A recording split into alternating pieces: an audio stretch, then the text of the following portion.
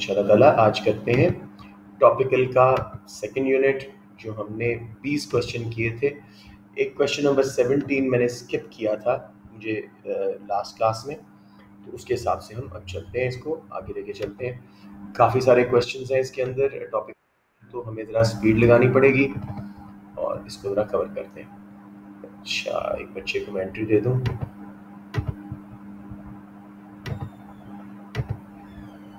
Right, where M आई? कहीं गलत आ गया, डाउनलोड्स पे आ गया। अच्छा, डॉक्यूमेंट्स A2 और ये आपके टॉपिकल्स आ गए। इसको मैं पहले खोल लेता हूँ दोनों डॉक्यूमेंट्स को, ताकि हमें बाद में आसानी हो। और फिर हम स्टार्ट कर रहे हैं।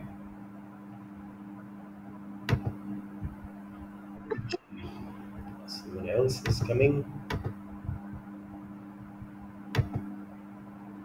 अस्सलाम वालेकुम सफ़ीउर रहमान, सॉरी जी। हमने पहला यूनिट कंप्लीट कर लिया था और दूसरे यूनिट के हम कुछ क्वेश्चंस कर चुके थे, तो मैं जल्दी से नहीं जा रहा हूँ। यूनिट चैप्टर 3 पे चला गया। ओके, ये हाँ, यही हमने करना है, थोड़ा सा पीछे चले जाइए। क्वेश्चन नंबर 20 तक मैं करवा चुका था, 17 मैंने स्किप किया था। पहले 17 से स्टार्ट करते हैं and will take it from there. 17 मैंने स्किप किया था। अच्छा, थोड़ी कैलकुलेशन लंबी थी तो मैंने कहा था स्किप कर लेते हैं। अब बेटे इसको ज़रा देखते हैं। इस क्वेश्चन में वो क्या कह रहा है? Table shows the levels of output of a good which can be produced with different combinations of labor and capital. उसने लेबर एंड कैपिटल के डिफरेंट कॉम्बिनेशंस दे दिए। नीचे लिखा हुआ है which characteristic of the production function for this good the table shows. अब इसके अंदर हमारे पास दो प्रोडक्शन फंक्शन है। शॉर्ट रन वाला, ठीक है, जिसमें कैपिटल लेबर को कर सकते हैं, और फिर जब कैपिटल चेंज हो रहा है आखिरी, अगर हम रो में देखें तो कैपिटल भी डबल हो रहा है, तो लॉन्ग रन वाला प्रोडक्शन फंक्शन आ जाएगा। So let's start with the easy approach. पहले हम लॉन्ग रन प्रोडक्शन फंक्शन को देख लेते हैं कि जब हमने कैपिटल 2 से 4 किए, लेबर 6 से 12 किए, यानी इनपुट्स डबल किए हैं, तो आउटपुट्स क्या हो गई हैं? 100 से 200 डबल हो गई हैं। ये सब बच्चों को समझ आ रहा है? 2 से 4 हुआ कैपिटल, कितने परसेंट चेंज है? 2/2 इंटू 100, 100%। और 6 से 12 किया लेबर, कितना चेंज है? 6 इंटू 100, 100%। और आउटपुट भी 100 से 200 गई, 100% चेंज है। तो इसका मतलब है कांस्टेंट रिटर्न्स आ रहा है। लेट्स लुक, अगर वो ऑप्शन मिल जाए, हाँ, बी में ही कांस्टेंट रिटर्न्स टू स्केल है, हमें बाकी कैलकुलेट करने की जरूरत नहीं पड़ेगी। गॉट इट बच्चों, या कोई confusion?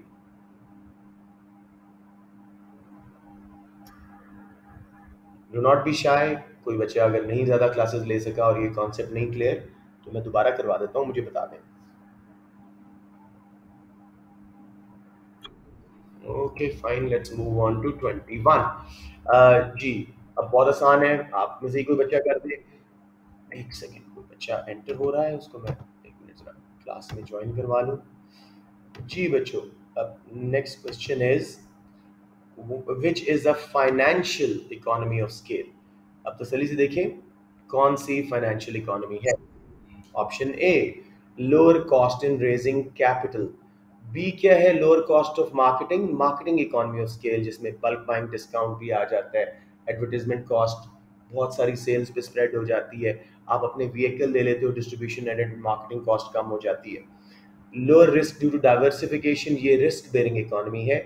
Lower variable cost of production, कोई इकोनॉमी नहीं है, सारी इकोनॉमीज में एवरेज कॉस्ट नीचे होती है, वेरिएबल नहीं। अब जी, table shows a firm's total cost of production. इस तरह के हमने कुछ क्वेश्चंस कर लिए हैं, तो आई एम प्रीटी कॉन्फिडेंट आप बच्चे सॉल्व कर सकते हैं। What is the average variable cost of producing 5 tons? अब इसका एक बार मैं क्लास के लिए बता दूं ओवरऑल, मुझे पता है कुछ बच्चे ऑलरेडी सॉल्व कर रहे हैं। 5 यूनिट पे हमारी टोटल कॉस्ट है 100। वेरिएबल कैसे निकलेगी? उसमें से फिक्स निकाल दें। फिक्स निकालने के लिए हमें जीरो प्रोडक्शन टन्स पे जाओ, टोटल कॉस्ट 40 थी, मींस ये फिक्स्ड है, कुछ नहीं बन रहा, तो वेरिएबल तो नहीं है ना।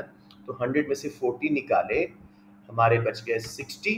60 divided by 5 means $12 per unit हमारी एवरेज, अच्छा वेरिएबल कॉस्ट, हाँ एवरेज वेरिएबल कॉस्ट आ रही है। समझ आ गया मेरे बच्चा या किसी को प्रॉब्लम? कुछ जब नहीं बन रहा होता और जो कॉस्ट टोटल है वो फिक्स्ड है, क्योंकि उस वक्त तो वेरिएबल कोई नहीं ना, फिर यूनिट बनते गए, वेरिएबल कॉस्ट भी ऐड होती गई, 5 यूनिट्स पे टोटल कॉस्ट 100 है, उसमें से फिक्स्ड 40 निकाल लो, 12 60 यूनिट, 60 हो गई 5 यूनिट्स की। एवरेज वेरिएबल कॉस्ट का formula variable cost over output, सारी एवरेजेस आउटपुट से डिवाइड करके आती हैं इस चैप्टर में। सो 60 over 12, 60 over 5, $12 per unit average variable cost. किसी बच्चे को समझ ना आया?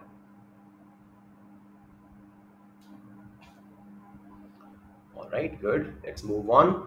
ये भी बहुत आसान कॉन्सेप्ट है। Economist calculates that a firm has incurred the following cost over the course of a year. इसमें से आपने by how much does total cost as defined by the economist exceeds the total cost as defined by an accountant। Haider Ali Hashmi, आप बेटे इसको करो, दो opportunity cost ढूंढो, उससे आपको पता लग जाएगा कितनी इकोनॉमिस्ट के हिसाब से कॉस्ट ज्यादा है अकाउंटेंट मुकाबले में।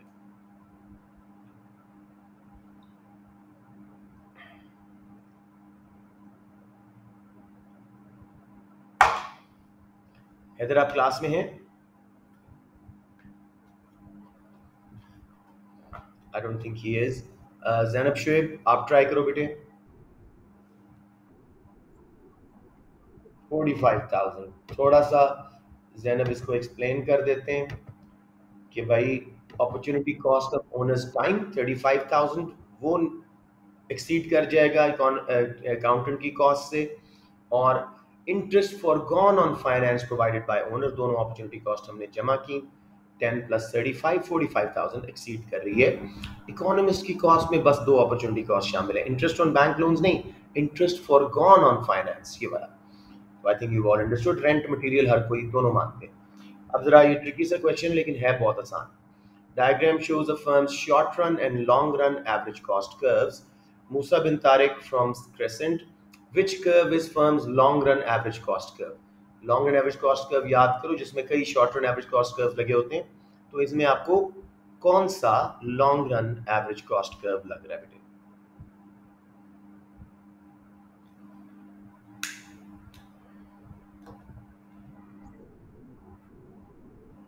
JLN, perfect. JLN जो है वो नीचे वाला है, एनवेलप कर्व है, ऊपर शॉर्ट रन वाला KLM लगा हुआ है। So option A, very well done. किसी बच्चे को प्रॉब्लम आई हो तो मैं पूरा वो कर्व बना के दोबारा दिखा दूं, इसमें हम कई छोटे छोटे शॉर्ट रन एवरेज कॉस्ट लगाते हैं, एनवेलप कर्व जिसको बोलते हैं। सब सबको क्लियर है? Good enough. ओके, वेलकम मेरे बेटा। राइट, अनस आपका पेपर कैसा हुआ है बच्चे? P2 P4?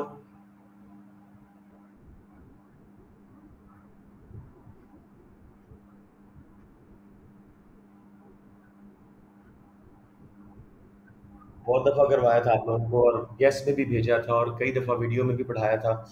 कैसे गलतियाँ होंगी? चलें, ओके, चलें चलें, अल्लाह करे ठीक हो जाए। ठीक है, अहमद करीम आपके पेपर कैसे हुए बेटे, ज़रा बता दो।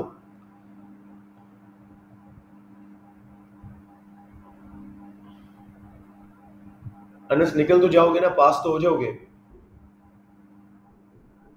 बस ठीक, बस अच्छा रिजल्ट आना चाहिए, ठीक है। कोई डिस्टिंक्शन, अच्छा ना कर भाई। अच्छा अहमद करीम आप बताएं। पहले मुझे मैसेज कर दीजिएगा। Diagram shows a firm's short run total cost curve, what is minimized at output O Q. अब जरा याद रखिएगा, इसके अंदर हमें काफ़ी सारा काम करना है, तो मैं एक बार आप लोगों को इसका सारा कॉन्सेप्ट दोबारा करवा ही दूँ। So let me open another document, और इसको मैं वहाँ पोस्ट पेस्ट करके मैं आपको दिखाता हूँ कि इसके अंदर कैसे कैसे हम डिफरेंट कॉस्ट निकालते हैं, एवरेजेस डिफरेंट निकालते हैं। तो ये थोड़ा सा हमें समझना पड़ेगा। तो ये आ गया जी। अब बेटे इसके अंदर सबसे पहले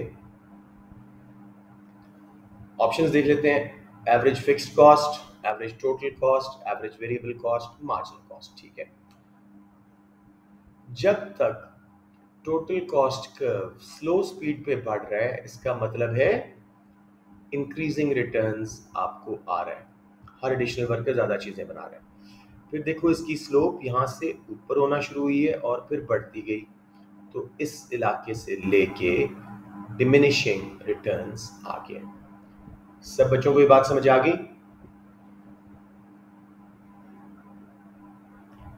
ये वाला कॉन्सेप्ट क्लियर हो गया? जब तक हमें इंक्रीजिंग रिटर्न आ रहा था, अगर वहां तक आउटपुट होती तो मार्जिनल कॉस्ट मिनिमाइज होना हमारी सही ऑप्शन होती, लेकिन अब वो गलत हो जाएगी।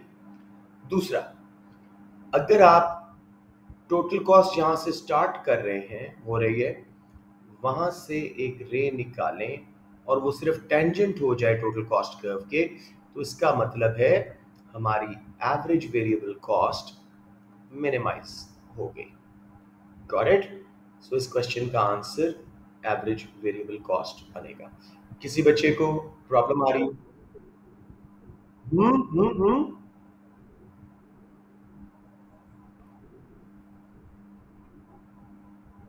पॉइंट कहां तक जाता है?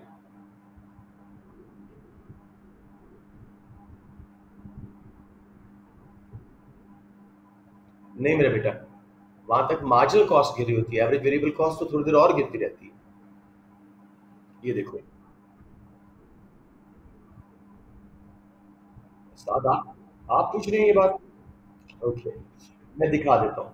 ये है आपका एवरेज कॉस्ट कर्व, ये है आपका एवरेज वेरिएबल कॉस्ट कर्व। इनका गैप क्यों कम हो रहा है? एवरेज फिक्स कॉस्ट डिवाइड हो रही होती है लार्जर आउटपुट पे। एमसी दोनों के लोएस्ट पॉइंट से गुजर के जाता है। जब तक एमसी गिर रहा था, ये आपकी इंक्रीजिंग रिटर्न है, यहाँ पे डिमिनिशिंग रिटर्न स्टार्ट हो गया, तो देखो एवरेज वेरिएबल कॉस्ट आगे जाके मिनिमाइज हुई है और एवरेज कॉस्ट उससे भी आगे जाके। ठीक है, तो आपने टोटल कॉस्ट के ओरिजिन से एक रे निकाली और वो टेंजेंट हो गई टोटल कॉस्ट से, क्योंकि यहाँ तक फिक्स कॉस्ट थी, ये वेरिएबल वाला पार्ट था, तो जब हमने लगाई तो इसका मतलब है यहाँ पे एवरेज वेरिएबल कॉस्ट लोएस्ट हो गई। अब एक और इसके अंदर एंगल देख लो। अगर आप ओरिजिन से जीरो से एक रे निकालते हैं और वो टेंजेंट होती है टोटल कॉस्ट की, क्रॉस नहीं करती, यहाँ पे आके यहाँ पे कौन सी कॉस्ट मिनिमाइज होगी टोटल कॉस्ट से? क्या कर रहे हो साथ? साथ क्या कर रहे हो? एवरेज कॉस्ट, एवरेज कॉस्ट, इसको ऐसे लिख देता हूँ, एवरेज कॉस्ट। बच्चों ये समझ आया? ये मैं एक बार फिर आपको बना के दिखाऊं सारा कुछ। हम्म, जी जी बेटे देखो, अगर आप वेरिएबल कॉस्ट कहाँ से स्टार्ट होती, यहां तक तो फिक्स थी ना, तो वेरिएबल कॉस्ट का ओरिजिन यहाँ से हो रहा है, तो इस ओरिजिन से अगर निकालते हो और वो सिर्फ टेंजेंट होती है जैसे कि उन्होंने की हुई है, तो यहाँ पे एवरेज वेरिएबल कॉस्ट मिनिमाइज हो रही है, वो आपकी करेक्ट ऑप्शन बन रही है। एवरेज फिक्स कॉस्ट का साथ हमें इस ग्राफ से पता लग ही नहीं सकता, याद रखिएगा।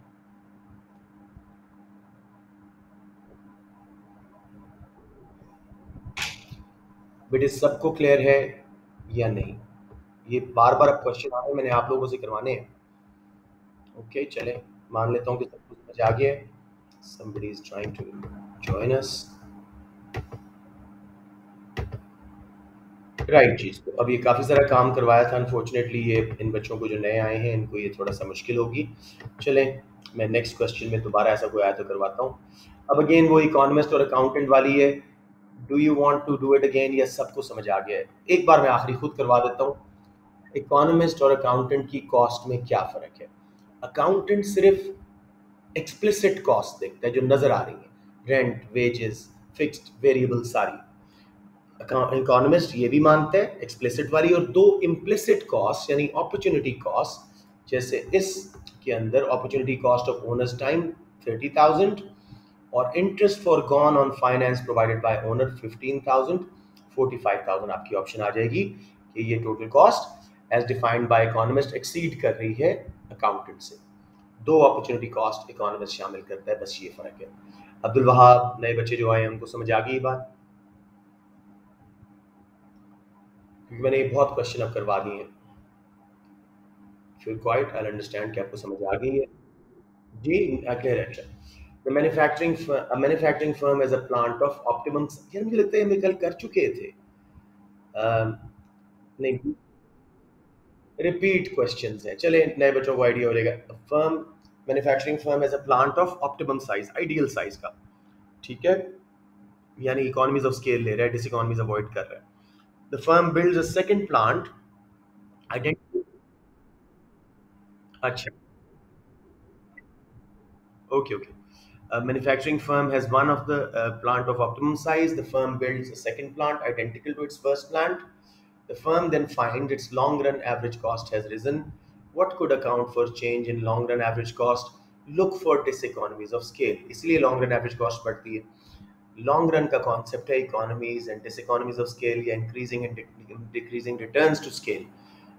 जब टू स्केल ना हो तो शॉर्ट रन का होता है। तो इसके अंदर मैनेजीरियल डिसइकोनॉमीज ऑफ स्केल सही आंसर है ऑप्शन सी। डिमिनिशिंग रिटर्न्स क्यों रिजेक्ट किया? शॉर्ट रन का कॉन्सेप्ट है वो। एक्सटर्नल डिसइकोनॉमीज पूरा कर्व ऊपर शिफ्ट करती हैं, फर्म के कंट्रोल से बाहर की चीज है, तो फर्म के प्लांट लगाने से ये नहीं आएंगी।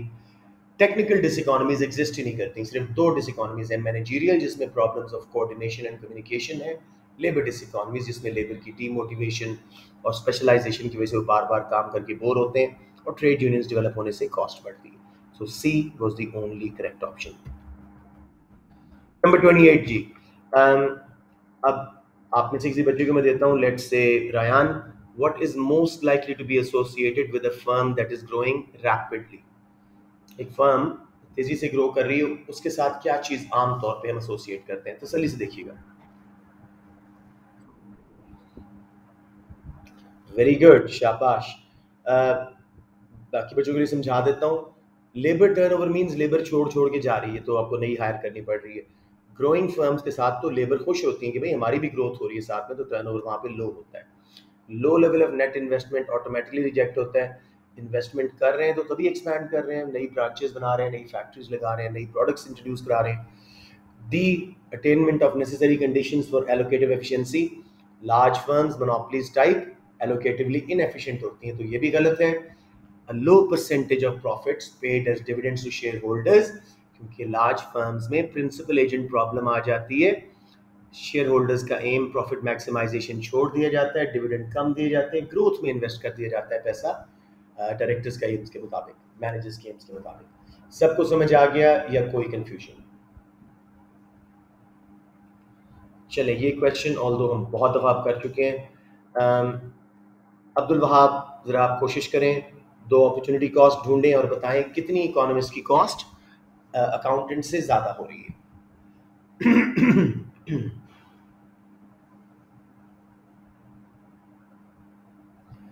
एक उसकी अपना टाइम जो वो लगा रहा है, वेज फॉर गॉन, वो अपॉर्चुनिटी कॉस्ट है, और दूसरा जो अपने पैसा उसने लगाया। जी बेटे, कौन सी ऑप्शन? C, let's see. ये अब्दुल वहाब की आवाज़ थी। अहमद करीम, चले, thank you. Let's see 40 and 15। Abdul Wahab, आपको ये समझ नहीं आया?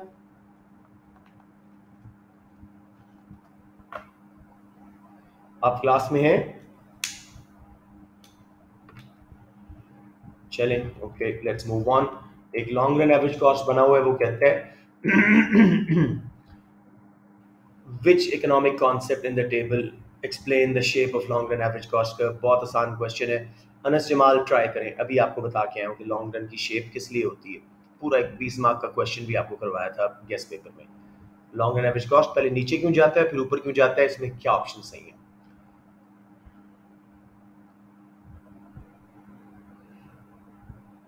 Anas, are you there?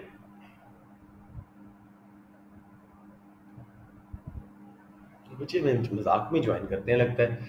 अच्छा, अब किसको दूं मैं ये? लेट्स से आदिल भी नहीं है आज। चलें, आप कर दें मुनीब इसको।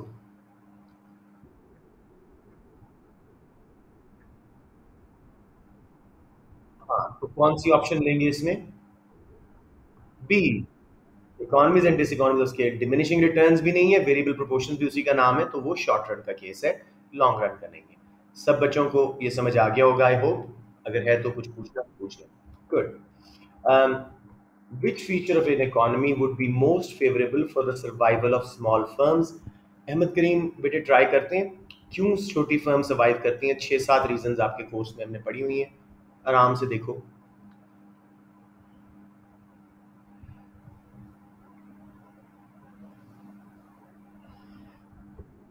शाबाश, D as in dog. Wide spread availability of bank lending, छोटी फर्म्स को कैपिटल नहीं मिल रहा होता, अगर बैंक्स वाइडली लेंड कर रहे हैं तो मीन स्मॉल फर्म सर्वाइव करेंगी। कैपिटल इंटेंसिव के लिए बड़ी फर्म होना जरूरी है ताकि वो मशीनें लगा सकें। इकोनॉमीज ऑफ स्केल भी बड़ी फर्म्स को आते हैं। सी, प्रेजेंस ऑफ स्टॉक एक्सचेंज, बड़ी फर्म्स वहां पे शेयर्स बेचती हैं। स्मॉल फर्म्स के सर्वाइवल की एक रीजन थी। वेल डन अमित, शाबाश। ओके, काफी सारा क्वेश्चन है ये, इसको जरा I hope you can read it now. Let's see what they're asking. G.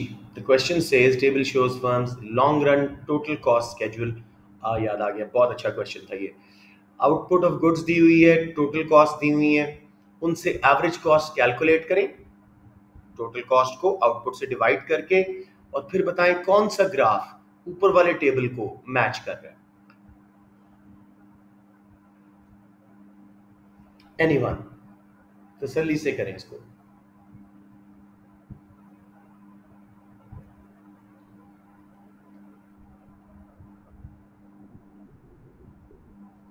बिल्कुल गलत किया मेरा बेटा, कौन था ये भी गलत है। हाँ, सी करेक्ट है, सी करेक्ट है। अब मैं इसको वर्ड के डॉक्यूमेंट पे छाप के आप लोगों को सॉल्व, चले कोई बात नहीं, कोई बात नहीं, अगर आपको आ गया था ठीक तो कोई इशू नहीं। No worries, no worries, as long as you understood it, मेरा मेन मकसद ये है। अब मैं जरा आपको कैलकुलेशन करवाना सिखाता हूँ चंद बच्चों को जो नहीं आती। तो total cost over output is your average cost. तो लॉन्ग रन एवरेज कॉस्ट निकालने के लिए हमें हर आउटपुट को उसकी सॉरी टोटल कॉस्ट को आउटपुट से डिवाइड करना पड़ेगा। शुरू में 100/100 1 थी, फिर 120/200 0.6 पे आ गई, फिर 150/300 0.5 पे आ गई, और फिर 200/400 0.5 पे ही रही। पहले गिरती गई, फिर 0.5 ये वाली शेप है। अक्सर बच्चे ए चूज कर लेते हैं सोच के कि भाई ये तो लॉन्ग रन एवरेज कॉस्ट की शक्ल है, लेकिन आपने टेबल से करना था। This is correct, these are all incorrect. सबको समझ आ गया या थोड़ी सी और हेल्प चाहिए? वेरी गुड, आते रहो बच्चों। आज बच्चे बहुत कम है और मुझे अफसोस हो रहा है कि यार ये इजी ले रहे हैं फॉर P3, सारा ग्रेड खराब हो जाता है। जी, वही क्वेश्चन जैसे मैंने रेज बना के बनाया था। In the diagram total cost is a firm short run total cost curve, which statement is correct? अब देखो, उसने ओरिजिन से भी एक रे निकाली हुई है, और वेरिएबल कॉस्ट जहाँ से स्टार्ट हो रही है टोटल कॉस्ट के ओरिजिन से भी एक रे निकाली हुई है। जो कट ना करे, सिर्फ टेंजेंट हो, वहां पे एवरेज उसकी मिनिमाइज हो रही होती है। पहला option, average total cost is minimized at output OQ2। क्या जीरो से निकलने वाली रे OQ2 पे टेंजेंट हो रही है या उसको इंटरसेक्ट करके आगे निकल जाएगी?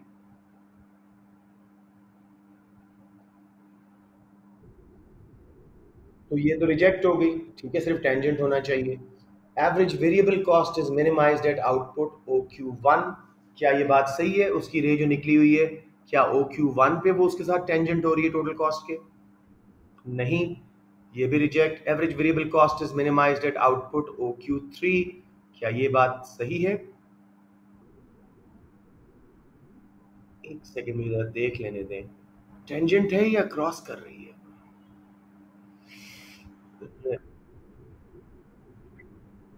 एक काम करते हैं, मार्जिनल कॉस्ट OQ1 पे नहीं, वो अभी गिर रही है, यही होनी चाहिए। Average variable cost is minimized at OQ3। मैं जरा एक बार देख लेता हूँ, थोड़ा सा मुझे वो टेंजेंसी पे शक पड़ रहा है जिसने ड्रॉ की हुई है। अब हम कहाँ पे हैं? कोई बच्चे क्वेश्चन याद है? क्वेश्चन नंबर 33, ठीक है जी, ये हमारा यही पेपर चैप्टर आ गया। 33, 33, 33, C correct, average variable cost. मैं एक बार फिर बच्चों ये ड्रॉ करके दिखा दूं, ये जो बना हुआ है समझ आ रहा है सबको? रेज का प्रॉब्लम, चले ओके, लेकिन किसी को नहीं आ रहा तो प्लीज पूछ लो, ये आसान सा क्वेश्चन। हाँ जी मेरे बेटा रायन। ओरिजिन से, ओरिजिन से कौन सी निकल रही है? दो निकल रही हैं, एक यहाँ पे जा रही है OQ1 पे और एक जा रही है OQ2, दोनों को क्रॉस कर रही है, तो कोई भी एवरेज मिनिमाइज नहीं होगी।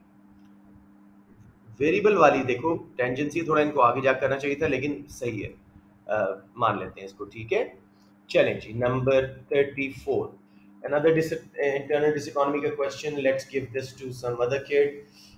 मुझे बच्चे ज़हन में नहीं आ रहे कौन कौन आए हुए हैं, असल में बच्चे आए इतने थोड़े हैं, मैं एक बार लिस्ट देख लूँ ताकि मुझे क्लियर हो। आदम से भी तो कोई क्वेश्चन नहीं पूछा, अहमद करीम से, मरियम से नहीं पूछा, और सफ़ी रहमान से नहीं पूछा, शामिर खान से नहीं पूछा जी। तो इसको मुझे बता दें Mariam Zarar, internal diseconomy of scale जब फर्म कोई लार्ज होती है तो कौन सी आपको यहाँ नज़र आ रही है? दो ही हैं इंटरनल डिसइकोनॉमीज, तो कौन सी आपको नज़र आ रही है?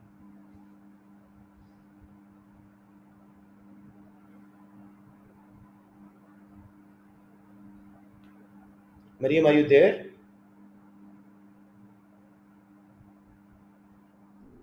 कोई मसला नहीं, गलत भी हो जाए तो कोई बात नहीं, विल लर्न इट। तो बताओ मुझे, आपके ख्याल में, टेक योर टाइम, कौन सी सही ऑप्शन है?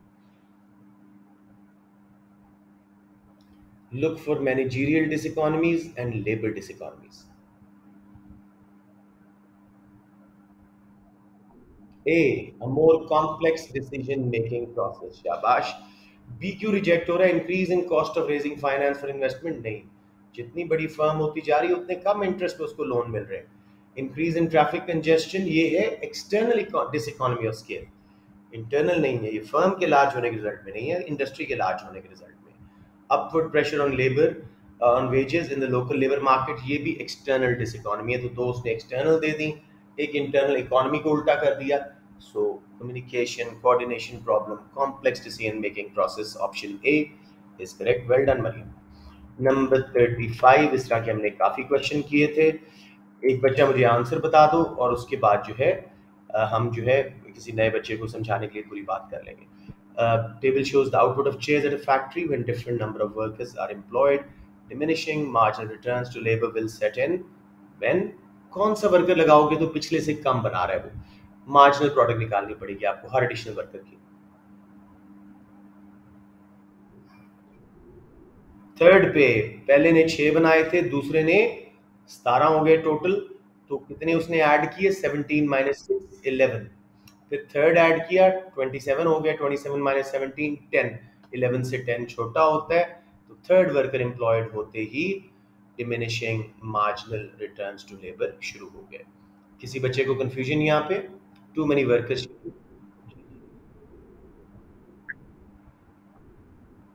पूछ भी सकते हैं, हाँ वो 5 होता, ठीक है ना, very well done. Similar question है बेटे, table gives information about a firm's cost over a given range of output in the short run and in the long run। Short run average cost दी हुई है जो कि मुसलसल गिर रही है आउटपुट के साथ 2019 up to 16, long run average cost जो मुसलसल बढ़ रही है, तो कौन सी चीज सही है? तो मैं पूछता हूँ लेट्स से शाहमीर से। शामिर खान, देखो बेटे कौन से कॉन्सेप्ट इसमें आ रहे हैं, शॉर्ट रन में फर्म को क्या मिल रहा है और लॉन्ग रन में क्या मिल रहा है, take your time.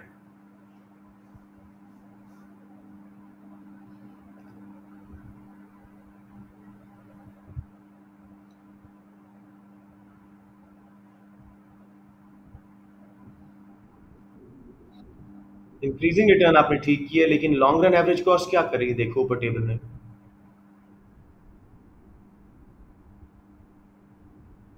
Long run average cost output के साथ क्या हो रही है शामिर? बढ़ रही है, कम हो रही है? हाँ जी, 12 से 13, 13 से 14, फिर 16 तक गई है, बढ़ ही रही है ना, तो फिर कौन सी ऑप्शन सही होनी चाहिए? फिर अपनी ऑप्शन ले रहे हो, economies of scale means average cost का फॉल करना लॉन्ग रन में, एवरेज कॉस्ट बढ़ रही है मेरे बेटा। शॉर्ट रन का आपने सही पिक किया, एवरेज कॉस्ट कम हो रही थी, increasing returns.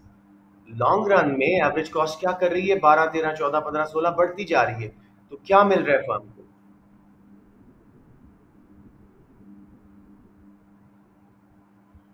Shamir, I literally told you the answer. या सही बोल रहे हैं, सी है, समझ क्यों नहीं आया मुझे बताओ, मुझे एक्सप्लेन करो। अगर ये उल्टा कर दूं, मैं शॉर्ट रन एवरेज कॉस्ट का नीचे लिख दूं, लॉन्ग रन एवरेज कॉस्ट का ऊपर लिख दूं, तो फिर कौन सी ऑप्शन ठीक होगी?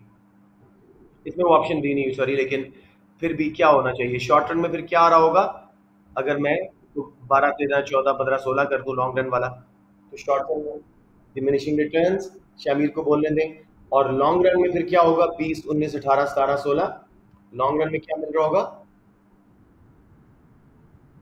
Why is a question mark in your question, in your answer? नहीं समझ आ रहा बेटे पूरा? चले, आई होप सो। इसको रिवाइज कर लीजिएगा, ये वीडियो दोबारा देख लीजिएगा। चले, मार्जिनल कॉस्ट दिखाई हुई है जी फर्म की एवरेज फिक्स कॉस्ट निकालनी है हमने 5 यूनिट पे। मैंने कल भी इस तरह का क्वेश्चन करवाया था। मार्जिनल कॉस्ट क्या होती है? Additional cost of making one extra unit. ठीक है, हर एडिशनल यूनिट की कॉस्ट है, तो ये वेरिएबल इन नेचर होती है। ठीक है, पहले यूनिट पे मार्जिनल कॉस्ट 40 थी, फिर दूसरे पे 30 हो गई, फिर 2 और 20 और लगे, फिर 30 और लगे, फिर 40 और लगे। वो पूछ रहा है average cost of producing 5 units $6 है, तो टोटल कॉस्ट कितनी है? बिल्कुल सही, शाबाश। इसको मैं सॉल्व कर दूं बच्चों सबके लिए? मैं हल कर ही देता हूँ ताकि कोई कंफ्यूजन ना रहे। यहाँ पे इसको पोस्ट करते हैं और साथ साथ कैलकुलेशंस कर लेते हैं। बेटे याद रखिएगा, marginal cost is the variable cost in nature of one extra unit produced. ठीक हो गया? पहले पे 40 लगी, तो हमारे एक यूनिट पे 40 वेरिएबल कॉस्ट में कैलकुलेट कर रहा हूँ। दूसरे पे 30 लगी, तो बढ़ के टोटल वेरिएबल कॉस्ट 30 पे चली गई। तीसरे पे 20 और लग गए, 90। चौथे पे 30 और लग गए, मार्जिन है ना एडिशनल, 120। फिर ये 160 पे चली गई। जबकि उसने कहा 5 यूनिट्स की एवरेज फिक्स्ड कॉस्ट इज 6। अब एवरेज फिक्स्ड कॉस्ट क्या होता है? Fixed cost divided by output. तो वो कह रहा है जी वो 6 है। ठीक है, यानी आउटपुट हमें पता है 5 है, तो 5 यूनिट बनाने पे कितनी कॉस्ट आई हमारी टोटल फिक्स्ड? 30। तो 160 प्लस 30, हमारी टोटल कॉस्ट 190 पे पहुंच गई। किसी बच्चे को slightest confusion? Okay, wonderful. Let's move on to the next one. Shahood आप क्लास में हैं, नंबर 38 देखिएगा। What could explain why the proportion of total employment in an economy accounted for by small firms decreases? क्यों एक economy में छोटी firms जो workers higher कर रहे हैं उसकी प्रोपोर्शन, उसकी कंट्रीब्यूशन परसेंटेज कम हो जाएगी, यानी स्मॉल फर्म्स कम होनी चाहिए। तो तसल्ली से देखें कौन सी ऑप्शन ठीक है।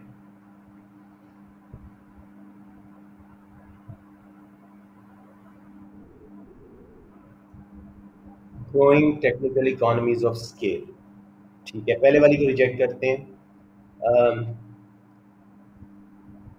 छोटे सब कॉन्ट्रैक्टर्स को जो है वो ट्रेंड आ गया, इसका मतलब है छोटी फर्म ज़्यादा होंगी तो वो ज़्यादा एम्प्लॉयमेंट जनरेट करेंगी, तो वो रिजेक्ट हो गई। C, growth of service sector and a decline in manufacturing. ये कोई चीज़ एक्सप्लेन नहीं कर रही दोनों में। सॉरी, सर्विस सेक्टर जो है ज़्यादा लेबर इंटेंसिव होता है और मैन्युफैक्चरिंग सेक्टर ज़्यादा कैपिटल इंटेंसिव, या सर्विस सेक्टर लेबर इंटेंसिव। लेकिन वो स्मॉल भी हो सकती हैं, लार्ज भी हो सकती हैं, तो वो कोई क्लियर चीज़ नहीं बता रहा। Opening up of specialist markets यानी नीशेस लग्जरी आइटम्स की, तो उसमें भी स्मॉल फर्म्स आ जाएंगी, तो ऑप्शन बी। लेकिन हाँ ठीक है, टेक्निकल इकोनॉमीज ऑफ स्केल बिल्कुल करेक्ट है। ज़्यादा हो रही हैं तो लार्ज फर्म्स हो रही हैं, छोटी फर्म्स की जगह कम बच रही है, तो वो कम वर्कर्स को हायर कर पा रही हैं, वो कम फर्म्स एग्जिस्ट कर रही हैं। सबको समझ आ गया? मैं एक बार जरा आंसर देख लूँ जस्ट फॉर माई सेटिस्फैक्शन, लेकिन that's the only one I think that makes sense. या 38 बी। जी बच्चों, कोई क्वेश्चन इसके ऊपर? Well done शाहूद। शाहूद ने बताया था ना? Good boy. शारू, अगला क्वेश्चन आप करें। Table below shows relationship between total output and total cost of a firm given constant factor prices and fixed factor proportions. वो शॉर्ट रन की बात करें, सो डोंट वरी। हाँ बल्कि ज़रूरी होगा इसके बाद, शॉर्ट रन की बात कर रहा है। It follows that over this range of output firm experiences, पहले कैलकुलेट कर लो एवरेज कॉस्ट, आपका सारा आंसर ठीक हो जाएगा। कॉस्ट को आउटपुट से डिवाइड करके हर लेवल पे देख लो, आंसर आपको समझ आ जाएगा क्या ठीक है क्या नहीं।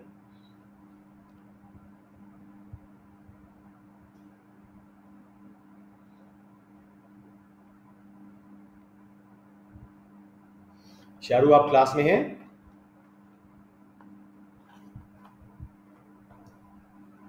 ये बच्चे क्लास से निकल क्यों रहे हैं? Shahrukh are you there?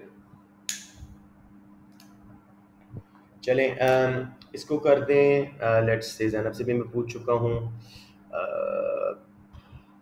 Shamir Khan से भी पूछ चुका हूँ। चलें इसको कर दें ऑप्शन ए, वेरी गुड। क्योंकि मैं इसको एक बार फिर फॉर द वीडियो सॉल्व करके दिखा रहा हूँ। Very well done. Let's just see what it's all about. I am sure आप लोग जो सॉल्व कर रहे होते हैं उनको ज़रा बुरा लगता होगा कि यार वीडियो इधर रहता हूँ, लेकिन I have to cater for my students. तो इसको मैं यहाँ पे पेस्ट करके सिंपली हमें मालूम करना था, उसने जब बोला ना कांस्टेंट फैक्टर प्राइसेस की खैर है, हाँ वो भी ठीक है, लेकिन fixed factor proportions mean labour capital की प्रोपोर्शन फिक्स्ड है, लेबर एटलीस्ट कैपिटल जो है वो फिक्स्ड रहेगा। तो ये शॉर्ट रन की बात आ गई। अब टोटल कॉस्ट को आउटपुट पे डिवाइड किया 100/100, 1 थी एवरेज कॉस्ट, फिर 160/200 0.8, 180/300 0.6। तो यहाँ तक हमें इंक्रीजिंग रिटर्न्स मिल रहा है। जबकि चौथे यूनिट से 400 आउटपुट पे 320/4 0.8 हो गया और फिर 1.0। तो बेसिकली यहाँ से हमें डिमिनिशिंग रिटर्न्स कॉस्ट बढ़ना शुरू हो गई। तो इसलिए ऑप्शन ए डिमिनिशिंग रिटर्न्स या decreasing returns for output between 100 to 300 and increasing returns for output larger than 300, साफ साफ हमें क्लियर हो गया। बेटे उल्टा बोल गए आप यामीन। 100 से 300 तक इंक्रीजिंग, हाँ इंक्रीजिंग रिटर्न का बाद में डिमिनिशिंग रिटर्न आया, तो बी ऑप्शन करेक्ट है, ए नहीं है। ठीक हो गया। इसको बड़ा ध्यान से कीजिएगा, आप कोई ना जरा इजी वाले क्वेश्चन गलत कर देंगे अपनी जल्दी में, ना कीजिएगा ऐसे। जी बेटे, anyone any problem with this question? Okay, अब टोटल प्रोडक्ट का कॉन्सेप्ट आ रहा है। Diagram shows total product of labour, जो लेबर फिक्स कैपिटल पे लगा के हम आउटपुट बढ़ाते हैं total product, when whose only variable factor is labor। Short run की बात है। व्हाट एक्सप्लेन्स द शेप, पहले ये तेजी से बढ़ रहा है फिर स्लो बढ़ रहा है, क्या वजह है इसकी शेप की?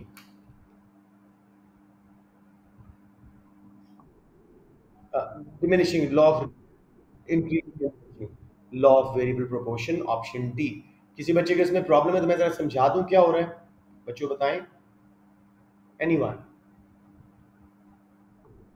श्योर मेरा बेटा, ये देखो तो मैं यहाँ पे पोस्ट करता हूँ और आपको टोटल बात समझ आ जाएगी जब मैं इस पर ड्रॉ करूँगा। अब देखो इसकी ज़रा, आपने हमेशा ऐसे क्वेश्चंस के लिए ना अपने पेन के साथ चलना। देखो जब तक ये तेज़ी से बढ़ रहा है, क्या आ रहा है हमें बताइए मुझे इस आउटपुट तक, हर एडिशनल वर्क लगाने से, हाँ इंक्रीजिंग रिटर्न्स, और फिर देखो बढ़ रहा है लेकिन स्लो स्पीड में, तो डिमिनिशिंग रिटर्न्स, और बाद में गिरेगा तो नेगेटिव रिटर्न्स। तो लॉ ऑफ वेरिएबल प्रोपोर्शंस जो डिमिनिशिंग रिटर्न्स के लॉ का ही दूसरा नाम है। शुरू में इंक्रीजिंग रिटर्न्स आया, बाद में डिमिनिशिंग, इसलिए इसकी शेप ऐसे है।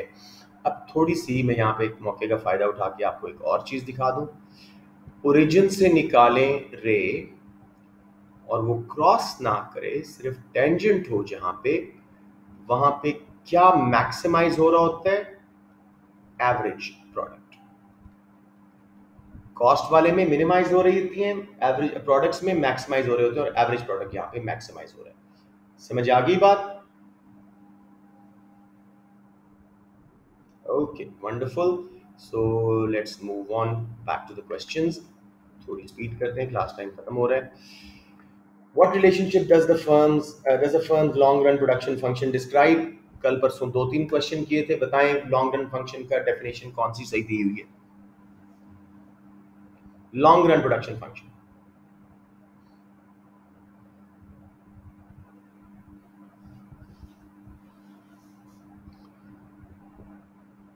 एक बार मैं डेफिनेशन बोल रहा हूँ, टैली करें मेरे बच्चों।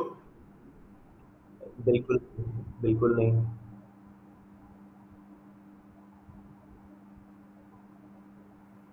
Yeah, you're right. You're right. You're right. You're right. Sorry. Long run production function measures the relationship between output and all inputs. So quantities of factor inputs means labor capital सब बढ़ रहा है. So the firm's output and the quantities of factor inputs employed. Average cost के लिए हमारे पास production function नहीं, economies and diseconomies of scale हैं, तो बी एंड सी रिजेक्ट हो गए। Prices of factor inputs and quantities of factor inputs employed, prices से भी ताल्लुक नहीं होता, आउटपुट का रिलेशनशिप है इनपुट से, कि जब हम इनपुट्स बढ़ा रहे हैं लॉन्ग रन में, लेबर कैपिटल सब कुछ, तो आउटपुट किस तरह बिहेव कर रही है उसका रिलेशनशिप मेजर करना है is long run production function, option A. Sorry, very right. Everyone clear on this जी? बाय डेफिनेशन ये क्वेश्चन था आपके एसए में, जो एक क्वेश्चन दिया था उसमें भी ये प्रॉपर किया हुआ था हमने। अब फर्म की मार्जिनल कॉस्ट दी हुई है, सिमिलर क्वेश्चन है, what is the average fix cost of producing 6 units. इसको करें अहमद करीम, कोशिश करें। फिक्स कॉस्ट चेंज नहीं होती प्रोडक्शन के साथ, पहले यूनिट पे देखो, टोटल कॉस्ट भी दी हुई और मार्जिनल यानी variable cost of that particular unit, कितनी फिक्स कॉस्ट निकल रही है, और उसको डिवाइड कर दो 6 पे, आपका आंसर आ जाएगा।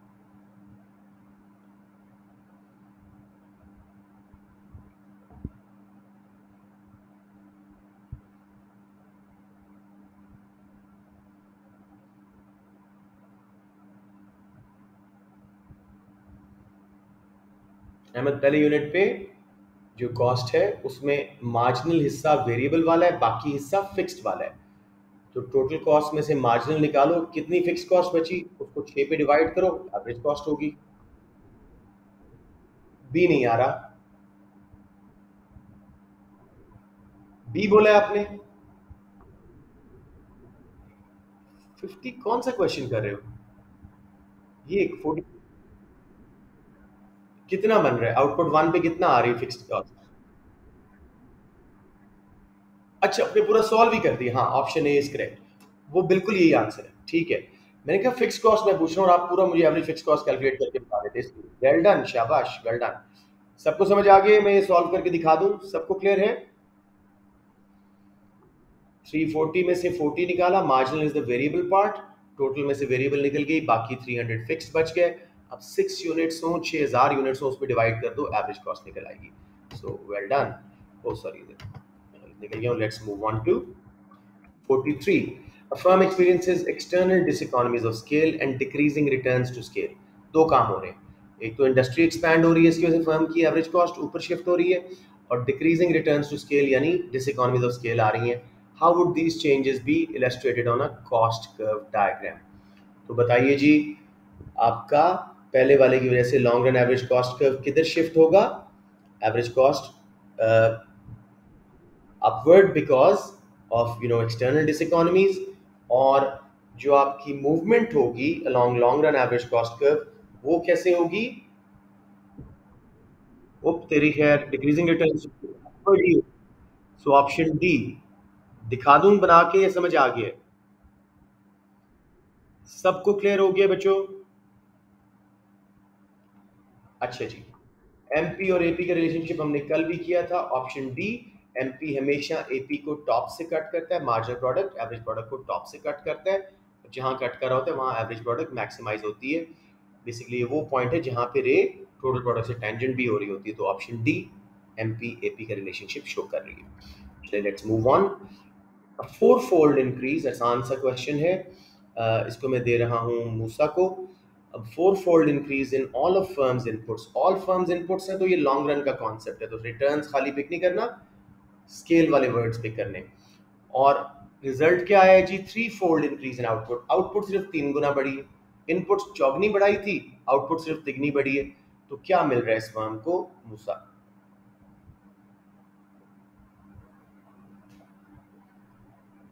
मूसा आप भी छोड़ गए?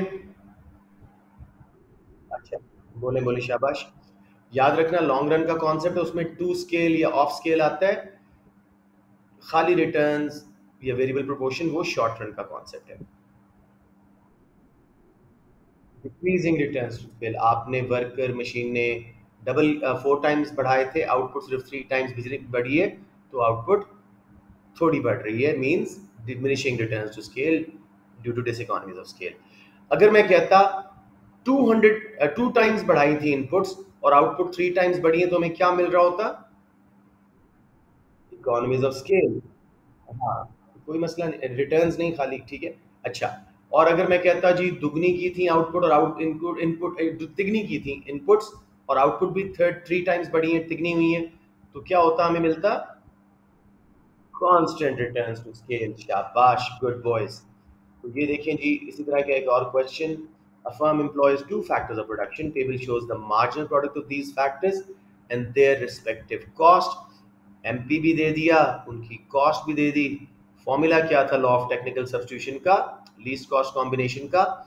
Marginal product of whatever factor, जैसे लैंड है इसमें, divided by price of land, marginal product of labour divided by price of labour. तो कैलकुलेट करें, लैंड का 1/4.25, लेबर का 5/3 1.66। किसको ज्यादा लगाएंगे? किसका margin?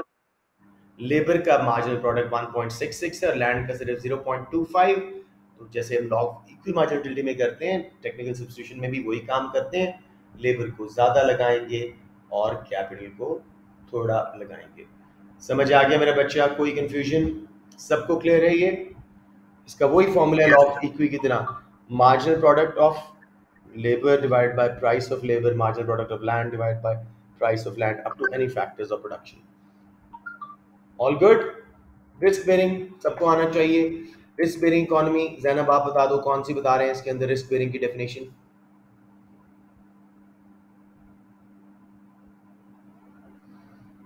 Zainab, have you left the class? Okay, let's go to Shamir Khan. Shamir Khan, risk bearing economy of scale का पता है ना? तो कौन सी ऑप्शन इसमें लगे? B, greater diversification of product range. जैसे मैं नेस्ले की एग्जांपल देता हूँ, 1300 से ऊपर प्रोडक्ट्स हैं, रिस्क डूबने का बहुत कम है। Which assumption is made in calculating firms short run production function? Short run में क्या हम assumption लेते हैं कि फर्म क्या नहीं कर सकती? देखिए, बड़ा आसान question. State of technology is fixed, हम मजीद कैपिटल या नई टेक्नोलॉजी यूज नहीं कर सकते। Very good. सारे फैक्टर फिक्स नहीं करते, कम से कम एक फिक्स्ड होता है, सारे वेरिएबल लॉन्ग रन में जाके होते हैं। ए बी रिजेक्ट हो गई, state of technology is variable, तो वो तो लॉन्ग रन आ गया या वेरी लॉन्ग रन आ गया, तो C is correct. Well done. Again race का क्वेश्चन है, इसी पे अच्छी बात है, थोड़ी प्रैक्टिस आ जाएगी। देखो बेटे, उसने 3 रेस भी लगा दी और नीचे क्वेश्चन भी दे दिए। Average total cost is minimized at output OQ2। क्या OQ2 पे ओरिजिन से निकली रे उसके साथ टेंजेंट हो रही है या उसको इंटरसेक्ट करके बाहर निकल रही है? तो ये रिजेक्ट हो गया, इंटरसेक्ट कर रही है, टेंजेंट होनी चाहिए, OQ3 पे मिनिमाइज्ड है। Average variable cost is minimized at output OQ1। Draw करने की जरूरत ही नहीं है, वो आगे जाके हम टोटल कॉस्ट से जहाँ स्टार्ट हो रही है वहां से रे निकालेंगे तो आगे जाके लगेगी, not at OQ1। Average variable cost is minimized at output OQ3। ये भी गलत लग रहा है मुझे, क्योंकि एवरेज वेरिएबल कॉस्ट पहले मिनिमाइज हो जाती है एवरेज कॉस्ट से। Marginal cost is minimized at output OQ2। This is correct, क्योंकि टोटल कॉस्ट स्लो बढ़ रही है, इंक्रीजिंग रिटर्न जब तक आ रहा है, मार्जिनल कॉस्ट गिर रही है। Q2 के बाद डिमिनिशिंग रिटर्न्स आया। आपको एक बार ये सारी मैं ड्रॉ करके इस पे दिखा दूं कि कहाँ एवरेज वेरिएबल कॉस्ट मिनिमाइज हो रही है, कहाँ एवरेज कॉस्ट मिनिमाइज हो रही है, या सबको क्लियर हो गया? जी बच्चों, एवरेज कॉस्ट का तो उसे दिखा दिया बेटे। देखो, जीरो से निकली रे OQ3 पे टेंजेंट हो रही है, तो यहाँ पे एवरेज कॉस्ट हो रही है। अगर आप टोटल कॉस्ट के ओरिजिन से यहाँ से लगाते तो यहाँ कहीं आपकी एवरेज वेरिएबल कॉस्ट मिनिमाइज हो रही होती, जहाँ पे वो टेंजेंट होती। समझ आ गया? और जब तक ये स्लो बढ़ रहा है, देखो इंक्रीजिंग रिटर्न्स और फिर डिमिनिशिंग रिटर्न्स की हम्प के हिसाब से चले तो आपको इसमें ऑप्शन डी मिलेगी। सबको क्लियर हो गया? ग्रेट। नंबर 50, इसको सॉल्व करें जी। कौन से बच्चे हैं जिनसे सबसे पूछ लिए, लेकिन चलें। शारू भी नहीं था महल में क्लास में, मैंने पूछा था। चलें, कोई बच्चा कर दो बेटे। व्हाट इज द एवरेज, पहले calculate, average variable cost of 4 unit. 4 units पे हमारे पास टोटल कॉस्ट है 80, 0 यूनिट्स पे 40 थी, यानी वो फिक्स थी 80। हाँ 80 वाला, तो 40 डिवाइड बाय 4, $10, ऑप्शन ए। सी किसने बोला था? जामीन, मार खाओगे मेरे बेटे, जल्दी नहीं करो, जल्दी नहीं करो, ठीक है। Okay, let's move on. Number 51, diagram shows the demand curve for a firms product. Perfectly elastic demand curve है, जैसे परफेक्ट मार्केट में होता है। इनका टोटल रेवेन्यू कर्व की क्या शेप होगी लॉजिकली? हमने ये एमसीक्यू पहले भी किया हुआ है। नॉर्मल का बी होता है, इनकी क्या शेप होगी? हर यूनिट सेम प्राइस पे बिक रहा है, $5 तो रेवेन्यू कौन सी शेप आपको लग रही है? सी एक कांस्टेंट स्लोप से ऊपर जा रहा है। बी नॉर्मल है, जो इंक्रीजिंग एंड डिमिनिशिंग रिटर्न्स वाले में होता है, या डाउनवर्ड स्लोपिंग डिमांड कर्व में होता है। इसमें टोटल रेवेन्यू कर्व सी वाली शेप में जाएगा। किसी बच्चे को कंफ्यूजन हो रही हो तो बता दें मुझे। ओके, अब टाइम जरा देखिएगा मुनीब, मेरी मीटिंग का कितना रह गया? चलिए दो चार कर लेते हैं। अब मैं खुद ही करा लेता हूँ जल्दी से। In 2015, a large mining company said it would reduce the number of staff by 6,000, a come and sell its less profitable mines in an attempt to become more efficient. दूसरा काम, if it is successful, what is most likely to happen? Mines जो थी वो fixed cost थी, वो गिरेंगी। Labour जो है वो वेरिएबल कॉस्ट है, वो गिरेगा। और वो क्या रहा है, इसके रिजल्ट में मैं एवरेज कॉस्ट कम कर सकूंगा, मिनिमम एफिशिएंट हो जाऊंगा ज़्यादा। तो ऑप्शन ए। स्टाफ जो निकाला, variable cost, total variable cost भी गिरेगी। माइंस जो उसकी मतलब एक किस्म की प्रोडक्शन यूनिट्स थे वो बंद किए, टोटल कॉस्ट फिक्स कॉस्ट भी गिरेगी। और मिल मिला के एफिशिएंट हो जाएगा, तो एवरेज कॉस्ट भी गिरेगी। सबको समझ आ गया? डायग्राम शोज दैट ये थर्ड यूनिट स्टार्ट हो गया, इसमें क्यों दे रहा है इससे पहले? चलो ठीक है। The diagram shows the cost curves of a firm. What does the firm experience as it increases its output from Q1 to Q2? Note करें, एवरेज कॉस्ट Q1 से Q2 क्या कर रही है मुझे बताएं? गिर रही है या क्या कर रही है? गिर रही है, तो हमें क्या मिल रहा है? हाँ हाँ हाँ, लेकिन हमें हमें मिल क्या रहा है? Economies of scale, option C. क्योंकि एवरेज कॉस्ट Q1 से Q2 तक गिर रही है। सिंपल देखना, इसमें परेशान होने वाली चक्करी को नहीं। एवरीवन क्लियर ऑन दिस बच्चों? चलिए नंबर 54, ये तो आपको मैंने मिड में दिया था या मॉक में। टोटल कॉस्ट कर्व लगा हुआ है, उसने कहा at output O Q average fix cost R, तो फॉर्मूला यूज करें। टोटल कॉस्ट, हाँ टोटल कॉस्ट की डिस्टेंस है R Q divided by average fix cost, sorry, तो फिक्स कॉस्ट की डिफरेंस है O P divided by output O Q. समझ आ रहा है सबको या एक्सप्लेन कर दूं? टोटल कॉस्ट कर्व जीरो से ऊपर से स्टार्ट होता है फिक्स कॉस्ट की वजह से, तो ये टोटल फिक्स कॉस्ट हो गई ओ पी का डिस्टेंस, और उसको आउटपुट पे डिवाइड करना होता है, वो हमें ओ क्यू का डिस्टेंस मिल रहा है। तो ऑप्शन सी। किसी को कंफ्यूजन हो तो पूछ लें please. It was in most exams, तो बच्चों को ये आइडिया है शायद। Let's see ji 55, in the year ending July 16, airline fuel prices fell by 20.4%, पहला काम, while the prices of passenger aircrafts increased by 1.1%, दूसरा काम। Assuming no other changes in the passenger airline industry, what was the outcome for fixed cost and variable cost? Fuel prices गिरना, कौन सी cost है? Variable. और passenger aircraft fixed, दोनों गिरी हैं। Option A. Fix cost decrease, variable cost decrease, increase, sorry, passenger aircraft भी महंगा हुआ है, तो वो इंक्रीज हुई, मैंने आप वाला काम किया, इंक्रीज हुई, और वेरिएबल कॉस्ट डिक्रीज हुई है क्योंकि फ्यूल सस्ता हुआ है। तो option C, sorry. Everyone clear? Munib कितना टाइम रह गया बता दें, ताकि मैं उसके हिसाब से। हो गया, हो गया। अब वही क्वेश्चन जो पहले हम कर चुके हैं, शेड्यूल। देखो समझ आ रहा है, बार बार रिपीट करने से कितना आसान होता जा रहा है। Short run marginal cost of producing good x, marginal cost is the variable cost of every additional unit, given the total fix cost is 50, which level of output minimises average total cost. तो पहले average total cost निकालते हैं। पहले unit पे 50 fixed plus variable marginal 45 95, उसको 1 unit पे divide किया, 95 average cost. दूसरे यूनिट पे 50 फिक्स लगी, पहले यूनिट को बनाने में मार्जिनल 45, दूसरे में फर्दर 40, तो 50 प्लस 45 95 प्लस 40 135 डिवाइड बाय 2, कोई 67.5 हो गया। थर्ड यूनिट पे 50 plus 45 plus 40 plus 30, so 95 135 165 divided by 3, 55 पे आ गई। मेरे ख्याल में फोर्थ आंसर होना चाहिए। 50 प्लस 45 95 130 160 180 पे आ गई टोटल कॉस्ट फोर्थ यूनिट पे, डिवाइड बाय 4 कितना हो जाएगा जी 45। अब नेक्स्ट भी कैलकुलेट कर लेते हैं। 50 plus 45 95 130 160 180 200 divide by 5 45 units answer आ रहा है। किसी बच्चे को ना समझ आया तो मैं दोबारा कैलकुलेट करके दिखा दूं बच्चों। मार्जिनल को जमा करते जाएं, टोटल अपना वो बनती जाती है वेरिएबल कॉस्ट, और फिक्स्ड ऐड करते जाएं तो टोटल कॉस्ट, फिर आउटपुट पे डिवाइड करेंगे तो एवरेज टोटल कॉस्ट आ जाएगी। ठीक है, आखिरी क्वेश्चन करते हैं, मेरे लगता है टाइम खत्म हो गया। Technological change reduces the minimum efficient scale of production in industry, what is likely to result.